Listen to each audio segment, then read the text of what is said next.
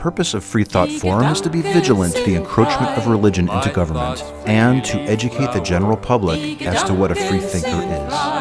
My thoughts give me power. No scholar can map them. No hunter can trap them. No person can deny. Die Gedanken sind frei. No person can deny. Die Gedanken sind frei. I think. Hello, my name is Hugh Henry. Welcome to Freethought Forum. Today we're going to talk about religions without gods. We always think of God or gods when we speak of religion, but some religions don't have gods, or don't usually have gods, or don't pay much attention to them. Examples: some shamanism, Aminism, Taoism, some Buddhism, Confucianism. We're going to take a long look at Taoism and Buddhism. But first, let's talk about the origin of gods. There's an anthropologist named Colin Turnbull who gave me the insight I will give you. Turnbull wrote two famous books. One was The Forest People in 1968, which is about the most delightful group of people you could ever imagine living in perfect harmony with their environment. They were pygmies in a forest in Africa. 10 years later, he came back for his next study, and he wound up writing about the most awful people and just how low human beings could sink in a book called The Mountain People. But from these, I have this insight.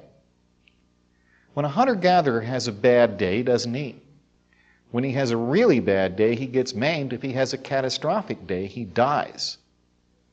But when a farmer has a bad day, hail, drought, locusts, or how about the kingdom next door? Death, slavery. In one day, everyone he knows, his entire universe, his family, his friends, his whole community, wiped out. Or it will be determined that during the course of the year they will die slowly of starvation. Farmers need big juju. They need big gods and goddesses. Hunter-gatherers don't especially have gods or goddesses. Now, forest spirits, ancestors, and to a greater extent, gods do for us what we cannot do for ourselves. Today we call on God mainly in time of war, in disaster, to save a life, to save your own life. But we are actually hunter-gatherers in the mall. Some have invented new gods. For instance, there is now a goddess of parking named Squat. Squat looks like a meter maid in a short, stout, tight uniform. And if you ever really need a parking place, pray to Stout and you'll get one. I've done it, it works. Now, Stout requires a sacrifice, and the sacrifice is puns. And if you sacrifice a pun to Stout, you must never use it again.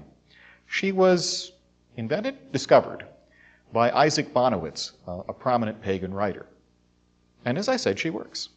But let's start something more serious. Let's go with Taoism. Now, the principal scripture of Taoism is the Tao Te Ching, the Book of the Way. The person that wrote it we don't know if he was real. His name is Lao Tse, from 550 to 480 BCE. And there's a wonderful story about how this book came about. He was very well known in China, and he realized that the government was going to hell in a handcart and it was time to leave. So he gets to the border guard, who knows him, and the border guard says, "Master, since you're leaving us, could you give us something?" He says, "Sure." So he sits down, he writes up a few things, and disappears from history. That's the origin of this holy book. I think that's delightful. Let me read you pieces of this.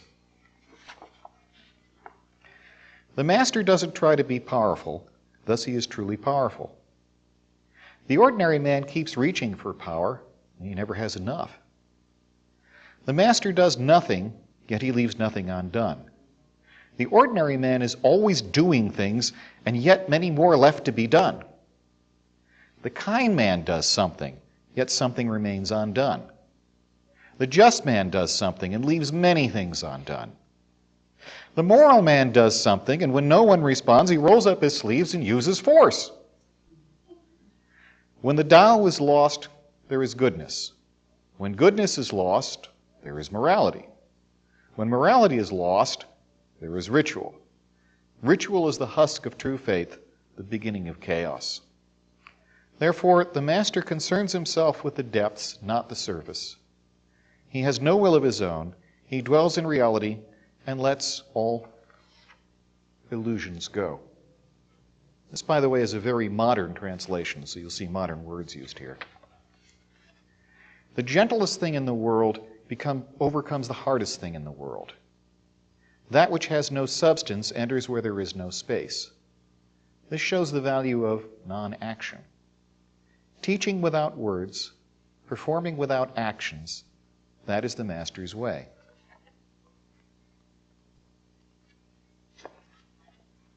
In pursuit of knowledge, every day something is added. In the practice of the Tao, every day something is dropped. The less and less you need to force things until finally you arrive at non-action.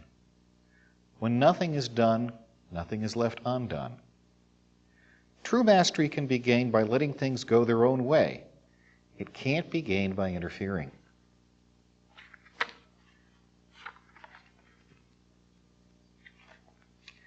If you want to be a great leader, you must learn to follow the Tao.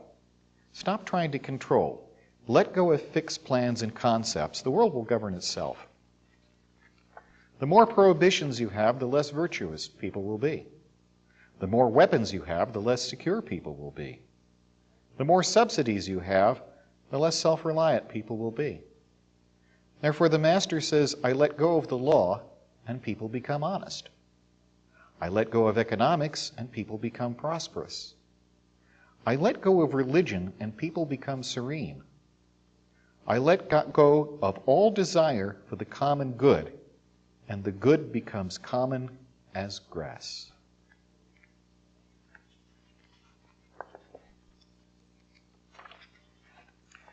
When a country is in harmony with the Tao, the factories make trucks and tractors. When a country goes counter to the Tao, warheads are stockpiled outside the cities.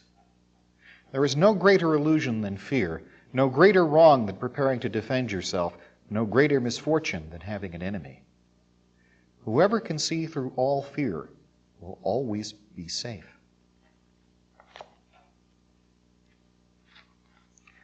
When the superior man hears of the Tao, he immediately begins to embody it. When an average man hears of the Tao, he half believes it, half doubts it. When a foolish man hears of the Tao, he laughs out loud. If he didn't laugh, it wouldn't be the Tao. Thus it is said, the path into light seems dark. The path forward seems to go back. The direct path seems long. True power seems weak. True purity seems tarnished. True steadfastness seems changeable. True clarity seems obscure. The greatest art seems unsophisticated. The greatest love seems indifferent. The greatest wisdom seems childish. The Tao is nowhere to be found, yet it nourishes and completes all things. Without opening your door, you can open your heart to the world. Without looking out the window, you can see the essence of the Tao. The more you know, the less you understand. The Master arrives without leaving, sees the light without looking, achieves without doing a thing. All right, so how does this non-action nonsense work? The finest example I can think of is Maya Lin and the Vietnam Memorial.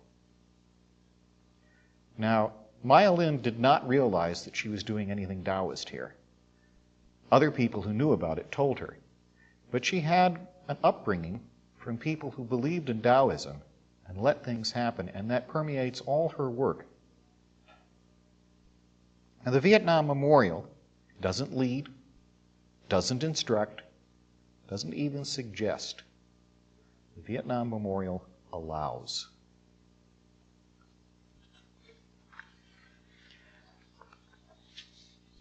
She has other memorials to her credit. The Montgomery, Alabama Civil Rights Memorial let the waters roll down. She no longer does memorials because they were getting to be her shtick, so now she's accepted other contracts. But still, all of her architecture is the kind of thing that allows, it doesn't lead. Please notice, in Taoism, no gods, no God, no souls. Now let's talk about Buddhism. It comes in lots of varieties. Zen Buddhism, Pure Land Buddhism, Tibetan Buddhism, the Buddhism of Buddha's great tooth and his gigantic footprint.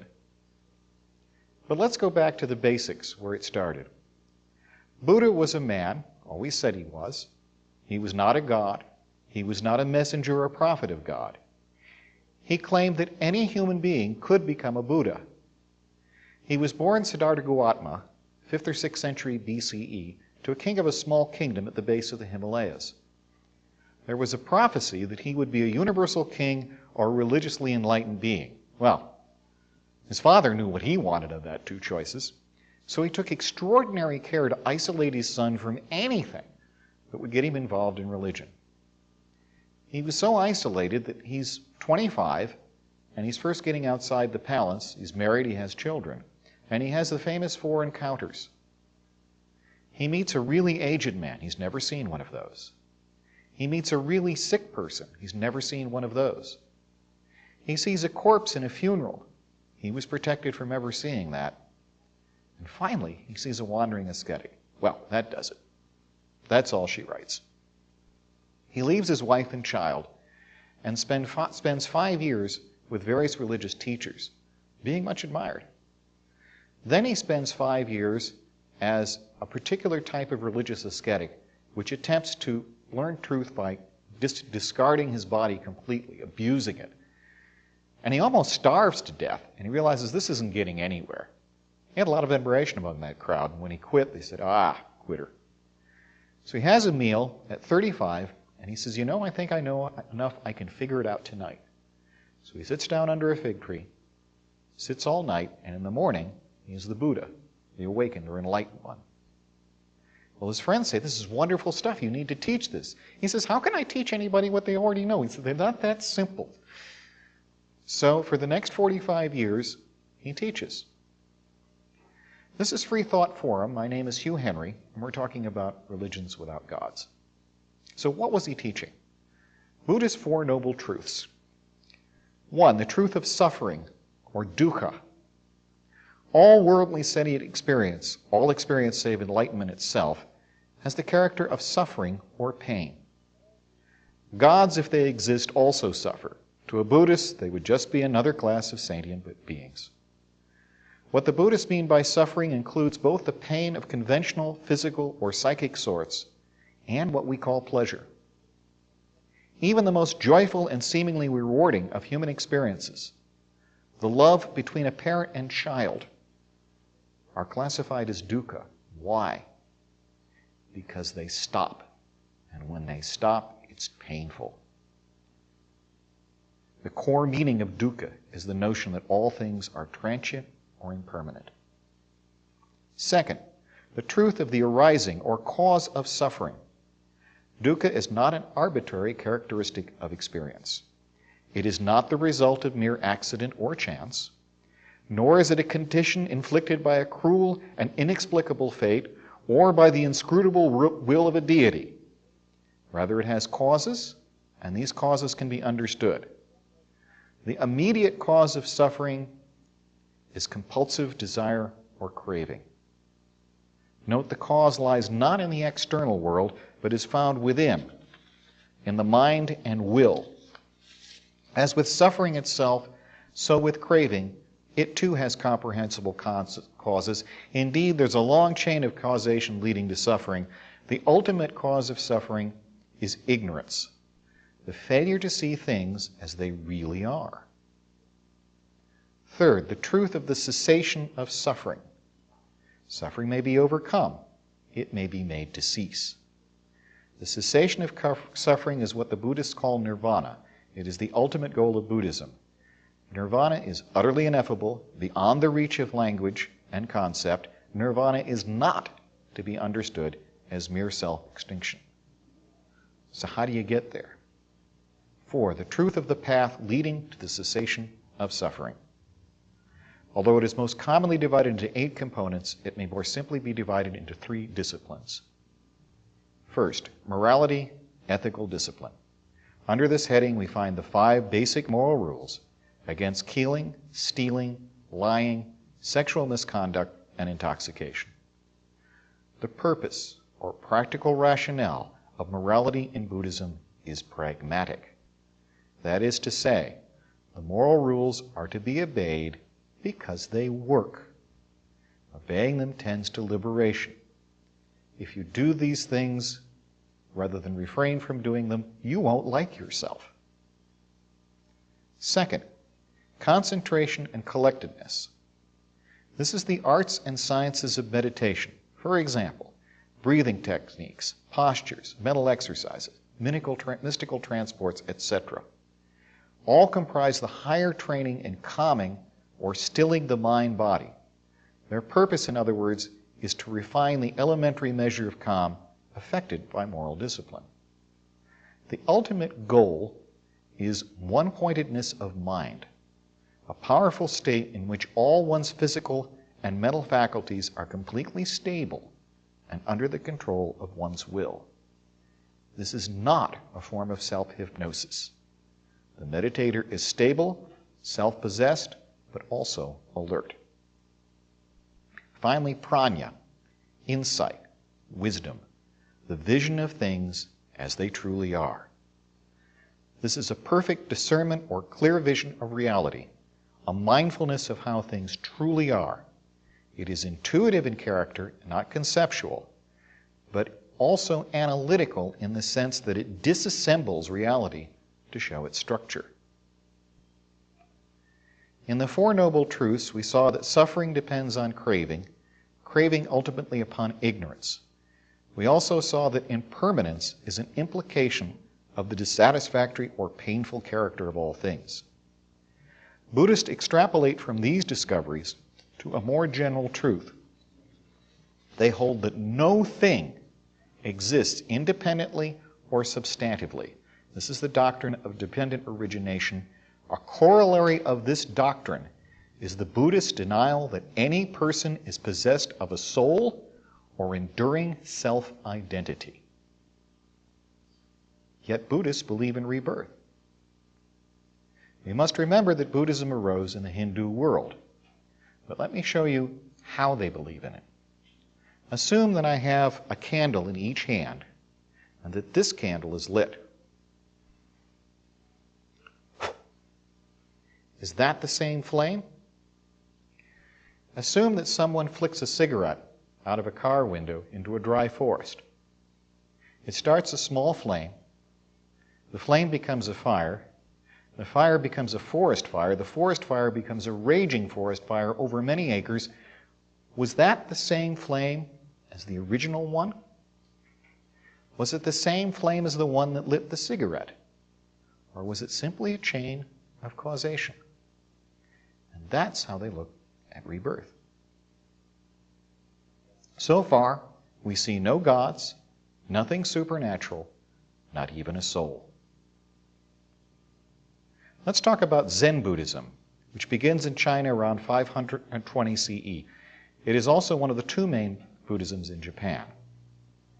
Zen's classical characterization of itself, it is a special transmission outside the scriptures, which does not set up or depend upon anything else, which points directly at the human mind, by which Buddhahood is attained by seeing one's own nature.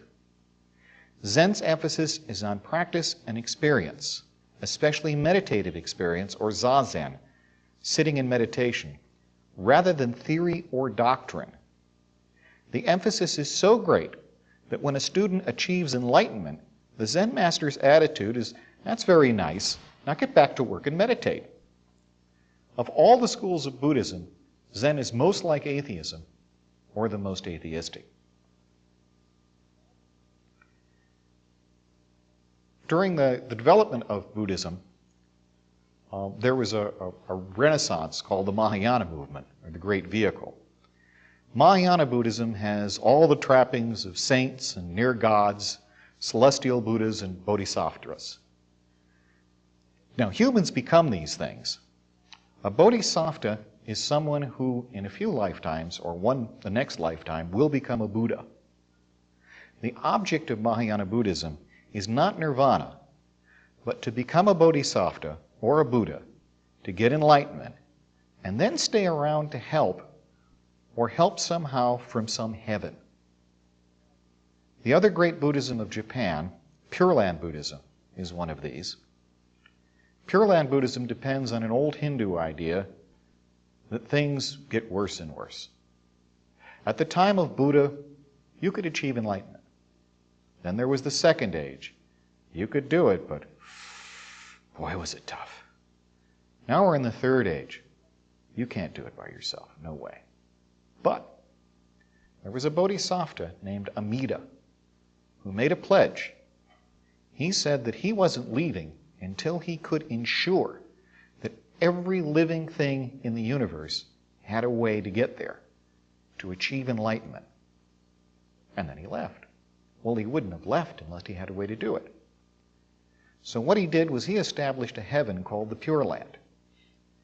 And if you pray to the Amida Buddha once in your life with real sincerity, if you bring him into your heart, particularly as you're dying, then you will wake up in the Pure Land as a bodhisattva, spend your time there, and become a Buddha. Somewhat like Christianity. Confucianism is a system of ethical precepts for the management of society. It's not at all supernatural. In conclusion, first, there really are major religions where all or most of the adherents do not believe in or do not worship gods or God. Second, we could conclude that for most of mankind's existence, most of the people in the world believed in religions that did not worship gods of any kind. During tens and thousands of years of prehistory, all were hunter-gatherers. Hunter-gatherers in the past and today, for the most part, deal with local spirits, not gods. Gods come with cities and agriculture. For much of history, most of the human population has been in China, India, and Southeast Asia. In China, we find Buddhism, Confucianism, and Taoism. In India and Southeast Asia, we find Buddhism, although we also find Hinduism and Islam. Some final notes. Even the Chinese that believe in the Chinese gods would rather not have anything to do with them. You don't pray to a Chinese god, you pray that they will never bother your doorstep. They're all seriously hostile.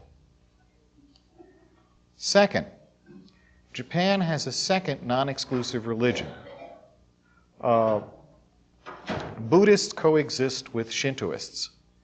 Shintoism is actually a form of shamanism, believing in small local spirits. Finally, something Buddha himself said, quote, "Believe nothing, no matter where you read it or who said it, no matter if I have said it, unless it agrees with your own reason and your own common sense." That from the Buddha. I see that I have time left over, so how about some more readings from the Tao Te Ching?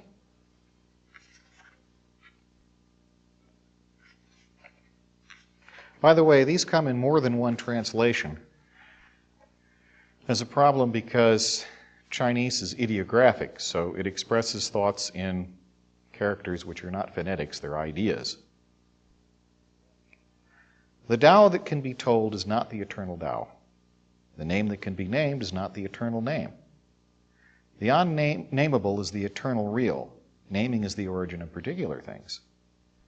Free from desire, you realize the mystery.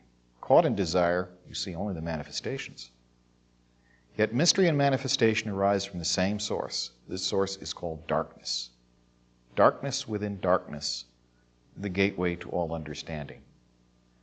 What they're talking about is that, like many important religious concepts or philosophical concepts, you can't talk about it, because if you try to talk about it, your tongue will wrap around your canine tooth and you'll babble.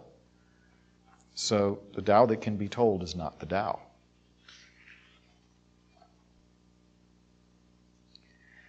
If you overesteem great men, people become powerless. If you overvalue possessions, people begin to steal. The Master leads by emptying people's minds and filling their cores by weakening their ambition and toughening their resolve. He helps people lose everything they know, everything they desire, and creates confusion in those who think they know. Practice not doing. Everything will fall into place. When people see some things as beautiful, well, other things become ugly. When people see some things as good, well, other things become bad. Being and non-being create each other. Difficult and easy support each other. Long and short define each other. High and low depend on each other. Before and after follow each other. Therefore, the Master acts without doing anything, teaches without saying anything. Things arise, she lets them come. Things disappear, she lets them go. She has but doesn't possess, acts but doesn't expect. When her work is done, she forgets it. That's why it lasts forever. I think that's a pretty good description of Myolin's Vietnam Memorial. Although it would take a lot more to describe that memorial. It would be a lot of words. It probably wouldn't do as well as some of the short things in here. Tao doesn't take sides. It gives birth to both good and evil. The Master doesn't take sides. She welcomes both saints and sinners. The Tao is like a bellows. It is empty yet infinitely capable. The more you use it, the more it produces. The more you talk of it, the less you understand. Hold on to the center.